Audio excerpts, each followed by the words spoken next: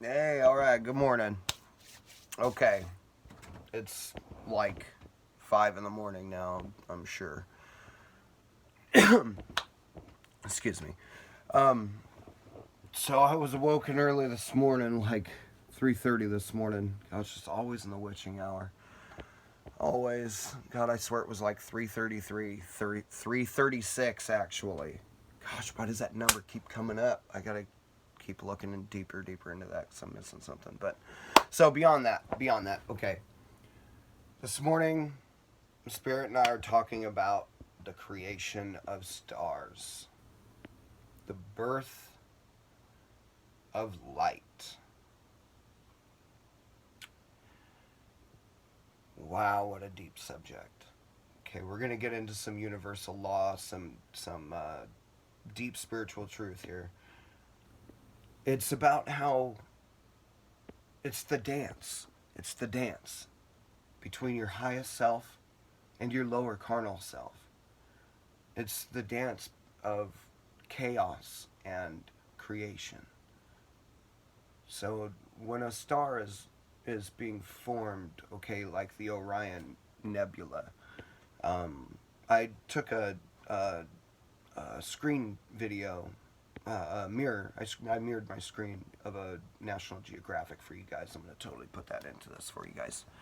Hopefully YouTube doesn't flag me for copyright infringement. I'll have to get around that somehow, I think.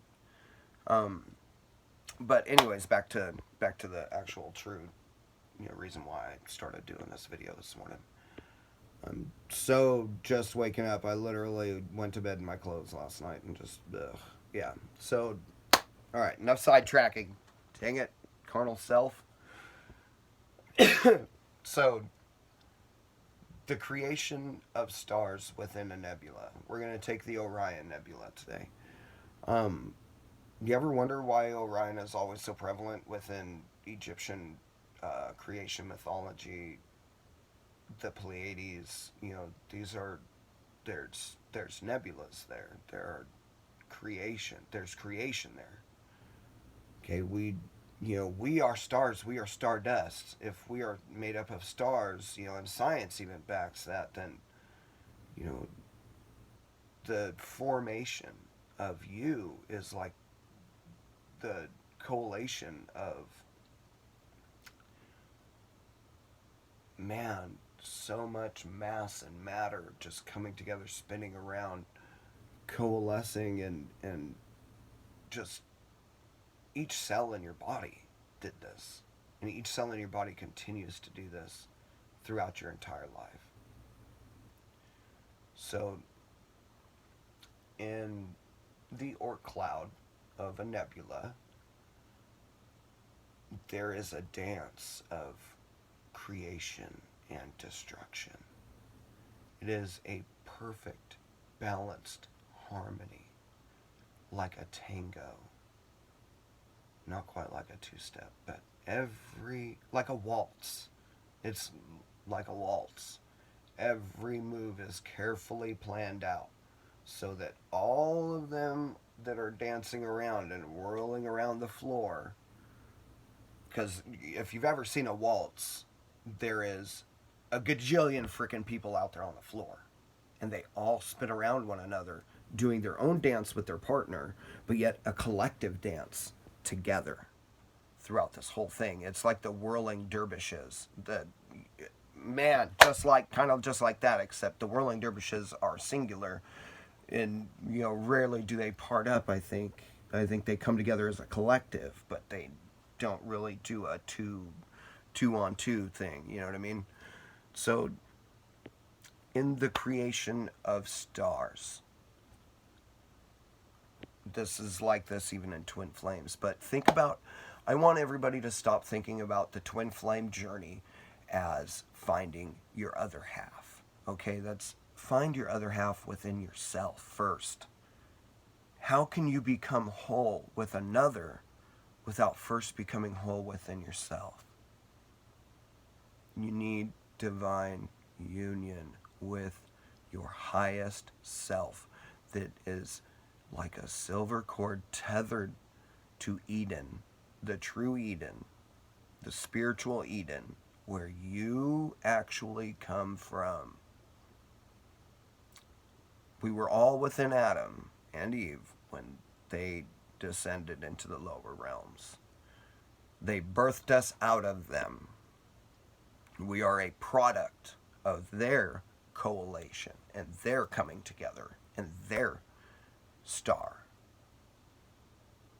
They were separated when they were brought into form. And then now we spend our lives seeking to come back together as one. And it's the great work. So, the creation of stars. I'm sorry, I keep on having to go back. I'm just waking up, but I've got all this in fresh in my mind. I wake up with these things. I don't know where they come from. I love the universe, and I've probably spent, countless hours watching the flippin' universe series and all that crap back when, God, probably 10 years ago, 15 years ago now. I haven't watched a segment on the universe or anything in, God, yeah, like a decade. Probably about 10 years. Yeah, actually about 8 to 10 years. But so, when stars are created, okay, I want you to think about two equally great masses in the universe on a collision course. Okay, these two things, their trajectory is lined up. Okay, so they're going to hit. Okay, well, when two things hit in the universe, okay, when two things collide, there are many variables. Okay, you have to take into account, just like shooting a gun, just like trying to, think about a sniper. Okay, a sniper has to adjust for wind, trim, humidity, drop, and distance, and the arc of the bullet versus the weight of the bullet, and then the other variables play in. How many grains is that round? How much powder do you have behind it? What's the velocity? What's the feet per second? What's the trajectory? What's the angle of the shot? Oh man, there's so many variables. What's the humidity today? What's the dew point? What's the drop? How far? Okay, how far will this bullet drop down as I arc it? It's like arcing an arrow. You got to shoot an arrow way higher. If you're shooting over a long distance, you got to shoot way higher than what you're, hitting at. Okay, so, all right, I'm totally getting off course there. Sorry. So, those variables all come into play in universal law as well. So, these two equally great masses are coming across the universe. They're on a collision course. Well, normally, they're not gonna. Have you ever seen a car accident that hits dead on all the time? No. Normally people will aim to get like a 60-40 split or a 70-30 split on a bumper. If they see a head-on collision coming, they will try and at least, make it to where the two can hit and kind of do this number and spin around each other and dissipate the energy that way instead of crash and then it just folds in on itself. Those do happen still. That's totally, plausible. It's not that that's not impossible in the universe. All things are possible, right? So normally, the trajectory is not perfect because there is still chaotic order. There are other bodies pulling on these, masses. Think about that as our, our family, our friends, the other beings in this world. They're pulling on us constantly. Even though we're on a trajectory with what we're going for, okay? Well, normally, these things will hit and they will skip off one another, okay? But the damage, the initial jolt of this, now the one object has been acted upon by the other object, okay? Universal law says that an object in motion must remain in motion until acted upon by an equal or greater object in the equal or opposite fashion. Okay, so when these two collide, some of the energy is dissipated. Yes, but normally not all of it because they didn't hit perfectly, right? So they skip off one another. That creates a ton of debris just blown out into space. Just both of them get destroyed, basically. Just, the initial destruction isn't total destruction. Okay? I'm getting to it. Excuse me. Oh, cold coffee this morning. So, they hit each other. They don't initially destroy one another, but there's a lot of damage. There's a lot of damage. And if, it's like forcing healing to the surface within, the microcosm. But right now we're talking about the macrocosm. So, there's a lot of debris. Everything is blown out, but it doesn't really go too far away because the now gravity that is now being shared between the two masses forces them and their debris, all their bullshit, all their flipping baggage, all the stuff that got blown out into space is now coming back together, and they spin around one another. They come back and they collide again.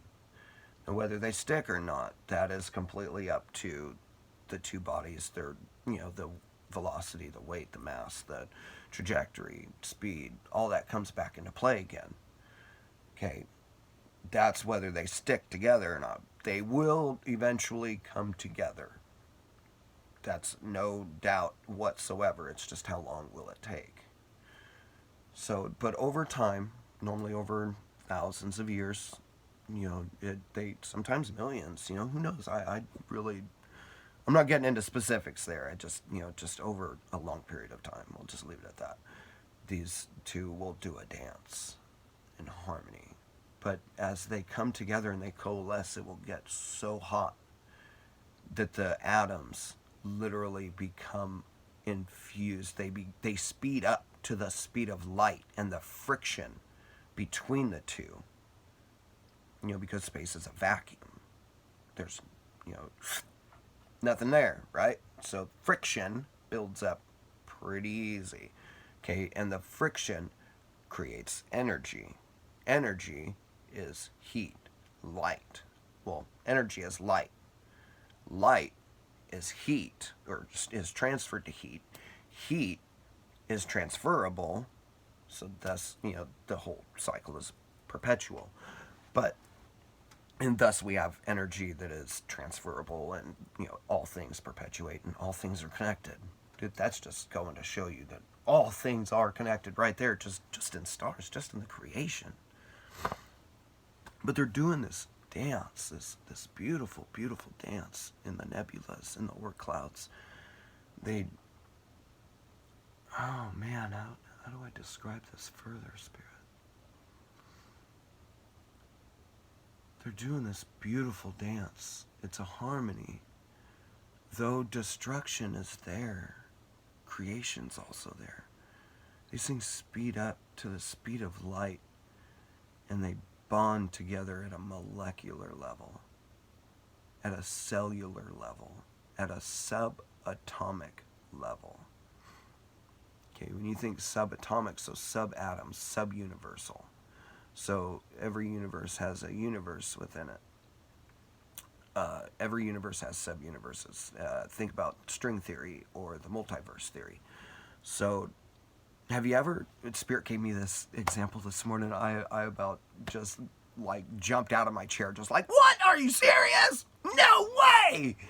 Okay. Have you ever stood in front of a mirror with a mirror directly behind you? Okay, you see all of those, multiple selves of you. Okay.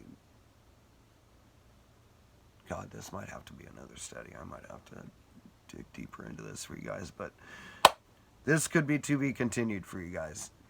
Think about standing in front of that mirror with a mirror directly behind you. Do you see your infinite selves? Do you see your infinite self in front of you? Do you see your infinite self behind you? How about you guys expand on that with me? How about you guys, send in your ideas, man. Let's flip and work together. You guys, man, My email is woodsclinton62@gmail.com. You guys can get a hold of me anytime there. Leave me a comment that lets me know that you guys sent me an email. I've got so many freaking emails, it's stupid. But man, this is what it's all about. This is exactly what it's all about. Helping each other grow, helping each other learn, helping each other expand our consciousness. Thank you, Aaron Doherty. Man, you're awesome, dude. Or Aaron Daughtry. I think it's Daughtry. But man, dude, you're awesome, bro. I'm like, I don't always get to watch your videos, dude. But man, I catch clips and segments, man. I hear others talk of you, man. Dude, that's what's up, bro. Keep it up, man. You're doing awesome. Much love to all of you light workers out there. All of you. Man, remember to ask your angels for reasons to give you reasons to be joyful every day. And then look for those subtle signs. They're always going to be small, but man, you can feel it well up within you when you see it. When you notice it, man, you're going to become unstoppable. All of you guys. Remember that this time of change is it's for your healing. Everybody, we may not notice it, but our shadow is so at the surface right now.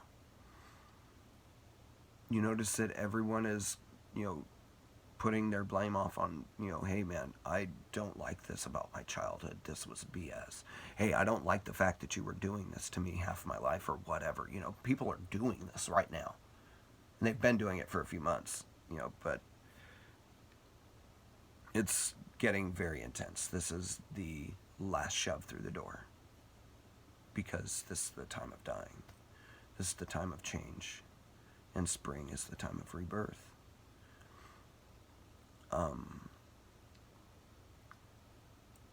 Remember when you're going for healing with your families, with your friends, with co-workers, whatever. Remember to have compassion, love, and humility for them and for yourself, of course. It takes two to tango. And we are in the same boat. Christ was both the Son of Man and the Son of God. He was addressed as both throughout the whole Bible, throughout the whole New Testament. And in other texts, gosh, there's so many other texts that they removed, that they took away from us, that they've hidden from us. And then there's texts that are being dug up that were never even given to the church. You know why they were buried? Because we would have never got them back. We would never have the knowledge again. They would have kept it for themselves, and we would never even be able to ascend ourselves. We would have to go and buy indulgences for salvation. Oh, we have to go to the church. That's why the church is so powerful and so rich, because everybody gave their money to the church throughout the whole Dark Ages. They literally slaughtered their way to the top. Okay, I got to get out of here because this is totally turning into something else. Birth of stars and nebulas, and the creation of you, the microcosm within the macrocosm, the sub-universes of the universe. Man, you guys stay freaking awesome. Love you guys. Love and light, man. And remember, man, let divine peace reign in your life. Always. Humility, compassion, and love.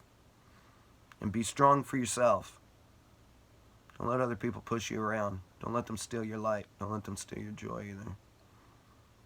Remember to tell them off with love, compassion, and humility, as you even tell yourself off, just like, I ain't doing that. No, what are you talking about? No. Have a good one, guys.